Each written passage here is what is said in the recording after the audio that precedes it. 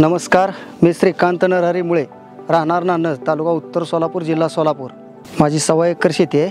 त्याच्यात 10 गुंठ नर्सरी आहे, द्राक्षाची नर्सरी, आणि अर्धा एकर सरिता सीडलेसचा प्लॉट आहे। पूर्वी मी रासायनिक खत वापरत होतो आणि रासायनिक खताचा खर्च जास्त आणि उत्पन्न कमी, आणि जमिनीचा पोत पण खराब झाला। मी सेंद्रिय शेतीच्या शोधात होतो।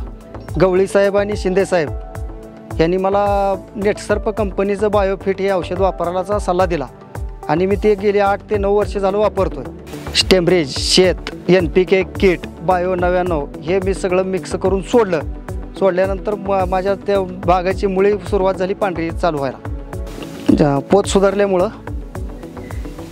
मी रासायनिक खताचा वापर हळूहळू पूर्ण 100% कमी केला, आणि ह्या द्राक्षाच्या बागेला मी रासायनिक खतच वापरलं नाही। आता तुम्ही बघताय ह्या प्लॉटला 115 दिवस झालेत। एका झाडाला 30 ते 35 घड आहेत। एका घडाचं वजन 700 ग्रॅम ते 1 किलोपर्यंत आहे।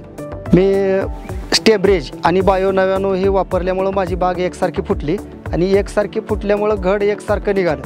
एकसारखं घड निघालं, त्याचं सारखं फवारणी केल्यामुळं पानाची साईज बी मोठी झाली आणि कॅनोपी भरपूर झाली। स्टेमरेज आणि बायो 99 वापरल्यामुळं आपली कॅनोपी बी जास्त झाली। कॅनोपी जास्त झाल्यामुळं आपल्याला पॉईंट जास्त मिळाला। पॉईंट जास्त मिळाल्यामुळं आपल्याला जे कमी वापरायची गरज पडली, जे कमी वापरला, आणि ह्या वराठीला जास्त क्रॅकिंगचं आहे म्हणतात लोक।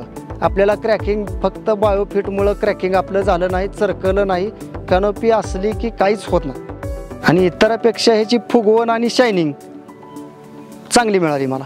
बायोफिटची औषधं मी गेली 8 ते 9 वर्ष झालं वापरतोय, आणि माझ्या नर्सरीत आलेल्या शेतकऱ्यांनी बागेत बघून, नर्सरीत बघून ह्यांनी शेकडो शेतकऱ्यांनी वापरायला सुरुवात केली, आणि बायोफिटची औषधं 100% शेतकऱ्यांनी वापरली पाहिजे।